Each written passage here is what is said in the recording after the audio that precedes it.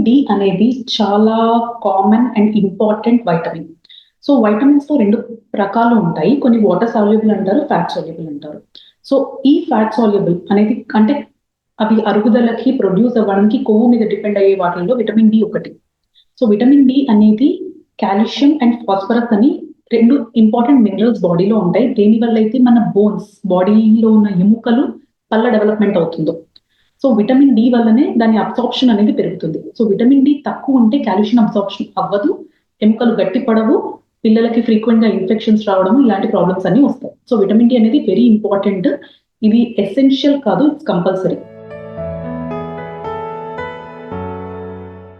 Vitamin D deficiency లక్షణాలు పుట్టిన పిల్లల్లో కొంచెం సటల్‌గా ఉంటాయి. కానీ తెలుసుకోవడం కష్టం కాదు. అంటే 1 ఇయర్ చిన్న పిల్లలకి అంటే ఇన్ఫెంట్స్ అంటాం.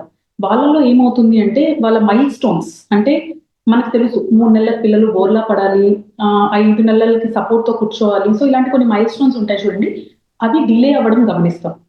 2 ఇక్కడ పుట్టిన పిల్లలందరికి ఒక సాఫ్ట్ స్పాట్ ఉంటుంది. దాన్ని యాంటీరియర్ ఫాంటనెల్ అంటారు. ఇది క్లోజ్ అవ్వడానికి జనరల్లీ 12-18 నెలల వరకు టైం పడుతుంది. అదే విటమిన్ డి డెఫిషియెంట్ ఉన్న పిల్లలలో ఈ క్లోజర్ అనేది ఇంకా ఎక్కువ టైం పడుతుంది. ఇంకొకటి ఫ్రీక్వెంట్ గా ఇన్ఫెక్షన్స్ వస్తాయి. జబ్బు, దగ్గు, జ్వరాలు ఇవన్నీ ఫ్రీక్వెంట్ గా రావడం అనేది గమనిస్తుంటాం. కొంచెం పెద్ద పిల్లల్లో ఏమవుతుంది అంటే బోన్ డెవలప్మెంట్, మనం ముందే చెప్పాం, బోన్ డెవలప్మెంట్ అనేది డిలే అవుతుంది. వాళ్ళు నడవడం లేట్ అవుతుంది, నించోవడం లేట్ అవుతుంది. వాళ్ళు నించున్న తర్వాత బోన్ అనేది బోలెగ్స్ అంటారు వాటిని. ఓకే, అలాంటి అబ్నార్మల్ పోస్చరింగ్ ఆఫ్ లెగ్స్ రావడం కానీ, దీన్ని రికెట్స్ అంటారు. సో ఈ కండిషన్ రావడం కానీ కామన్ గా ఉంటుంది. విటమిన్ డి డెఫిషియెంట్ ఉన్న పిల్లల్లో కూడా పళ్ళల్లో కూడా డెంటిషన్ అనేది కూడా కొంచెం లేట్ అవుతుంది. విటమిన్ డి అనేది ఏం చేస్తుంది అంటే బాడీలో మన బాడీలో ప్రతి జలుబు, జ్వరం ఎలాంటి రోగం వచ్చినా ఫైట్ చేయడానికి ఒక సిస్టమ్ ఉంది. దాన్ని ఇమ్యూన్ సిస్టమ్ అంటాం. సో ఆ ఇమ్యూన్ సిస్టమ్ ని యాక్టివేట్ చేయడానికి, దానికి ట్రిగర్ ఇవ్వడానికి విటమిన్ డి అనేది ఇంపార్టెంట్. సో అది డెఫిషియెంట్ అయినప్పుడు ఆ ట్రిగర్ సెల్ అనేది యాక్టివేట్ అవ్వదు. యాక్టివేట్ అవ్వకపోవడం వల్ల ఫారెన్ బాడీని రికగ్నైజ్ చేయలేదు. ఫ్రీక్వెంట్ గా పిల్లలకి జలుబు, దగ్గు, జ్వరాలు అనేది వస్తుండడం జరుగుతుంది. సో ప్రతి ఒక్కరిలోనూ ఉంటుందా అంటే కాదండి. కానీ పిల్లల్లో ఎవరికైతే ఫ్రీక్వెంట్ గా కాఫ్ అండ్ కోల్డ్, జ్వరాలు వచ్చే వాళ్ళల్లో ఉండొచ్చు. సో అది గమనిస్తూ ఉండడం ఇంపార్టెంట్. సుమారుగా 50-80% వరకు పిల్లలకి బయట ఆడుకుంటున్నా కూడా విటమిన్ డి డెఫిషియన్సీ వచ్చే ఛాన్సెస్ ఉంటుంది. సో ఎందుకు అంటే ఇన్ జనరల్ మన జెనెటిక్స్ లో Indians are invariably vitamin D deficient. దాంట్లో 90% మనము డార్క్ స్కిన్ పీపుల్ ఉంటాం. సో డార్క్ స్కిన్ అనేది విటమిన్ డి డెఫిషియన్సీని హైడ్ చేస్తుంది. సో అవుట్డోర్ పిల్లల్లో కూడా 50-90% ఆఫ్ ద ఛాన్సెస్ ఉంటుంది దట్ విటమిన్ డి డెఫిషియన్సీ రావడానికి.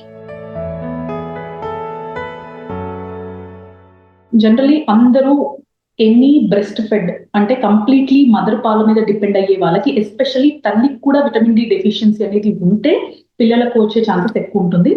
ఇంకోటి ప్రీమెచ్యూర్ బేబీస్ అంటే నెలసరి పిల్లలు, ముందుగానే పుట్టిన పిల్లలు ఉంటారు కదా, పూర్తిగా 9 నెలలు 10 నెలలు కంప్లీట్ కాకముందు పుట్టిన పిల్లలకి కూడా విటమిన్ డి డెఫిషియన్సీ ఉంటుంది. ఎందుకంటే స్టోర్స్ అనేవి ఉండదు బాడీలో. ఇంకొకటి ఇంతకు ముందు చెప్పినట్టు dark skin people, dark skin గా ఉండే పిల్లలకి జనరల్ పిల్లల కన్నా ఎక్కువ ఎక్స్పోజర్ కావాల్సి వస్తుంది. వాళ్ళకి మెటబాలిజం అవ్వడానికి ఇంకా టైం పడుతుంది. ఇంకొకటి ఫ్యాట్, కొంచెం లావుగా ఒబీస్ గా ఉన్న పిల్లలకి కూడా అది ఫ్యాట్ లో స్టోర్ అయిపోయి విటమిన్ డి డెఫిషియన్సీ అనేది రావచ్చు.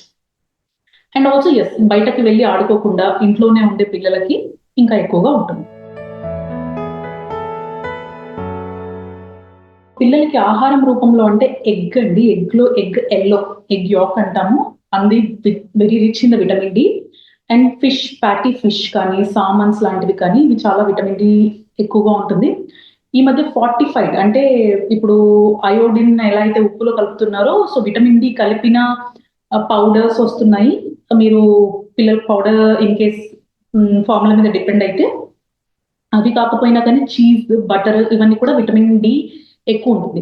కానీ ఆహారం మాత్రమే సరిపోదండి. కొంతమందికి ఈవెన్ బయట ఆడుకోవడము, ఆహారం మాత్రమే సరిపోదు. విటమిన్ డి డెఫిషియన్సీ వేరే రీజన్స్ వల్ల కూడా వస్తుంది. సో అవసరమైన పిల్లల్లో సప్లిమెంటేషన్ తీసుకోవడం అనేది చాలా ఇంపార్టెంట్. సుమారుగా 10-15 నిమిషాలు మినిమం. అది కూడా 10 గంటల నుంచి 2 గంటల లోపు ఉండే సన్లైట్ లో ఉంచాలి. అండ్ మీరు ఎప్పుడైతే సన్లైట్ లో ఎక్స్పోజ్ అవుతున్నారో ఫేస్, హ్యాండ్స్, లెగ్స్ అన్ని ఎక్స్పోజ్ చేయడానికి ట్రై చేయాలి. మార్నింగ్ సన్లైట్స్ కానీ, ఈవినింగ్ సన్లైట్స్ కానీ, ఆర్ గ్లాస్ డోర్ నుంచి వచ్చే సన్లైట్ వల్ల విటమిన్ డి అనేది ఇంప్రూవ్ అవ్వదు. ఇందాక మనం అనుకున్నట్టే పిల్లలకి ఎవరికైతే ఫ్రీక్వెంట్ గా కాఫ్ అండ్ కోల్డ్ వస్తుంది, ఫీవర్ వస్తుంది, ప్రతిసారి వైరసే రీజన్ ఉండదు. సో అండర్లైన్ ఈ డెఫిషియన్సీస్ వల్ల కూడా ఈ ఇమ్యూన్ సిస్టమ్ వీక్ ఉండడం వల్ల ట్రిగర్ అయ్యే ఛాన్సెస్ ఉంటుంది. సో ఎవరికైనా ఫ్రీక్వెంట్ గా వస్తుంది, వచ్చినప్పుడు రిజాల్వ్ అవ్వడానికి చాలా టైం పడుతుంది, లేకపోతే కొంచెం వీక్ గా ఉన్నారు, డిలేడ్ మైల్ స్టోన్స్ ఉన్నాయి, టీత్ ఇంకా ఎరెక్ట్ అవ్వలేదు పిల్లలకి, అండ్ వాకింగ్ అబ్నార్మాలిటీ ఉంది, బౌ లెగ్స్ లాగా ఉన్నాయి, డిఫరెంట్ గా ఆ ఆకారం, లెగ్స్ ఆకారం డిఫరెంట్ గా ఉంది, ఫుల్ గా ప్రెషర్ పెట్టి నడవట్లేదు, ఊరుకూరికే కింద పడిపోతున్నారు, ఇలాంటి సిమ్టమ్స్ ఉన్న పిల్లలకి విటమిన్ డి డెఫిషియన్సీ ఉందా లేదా చెక్ చేయించి అవసరమైతే మీ పీడియాట్రిషియన్ ని కన్సల్ట్ అయ్యి సప్లిమెంట్స్ అనేవి తీసుకోవడం బెటర్.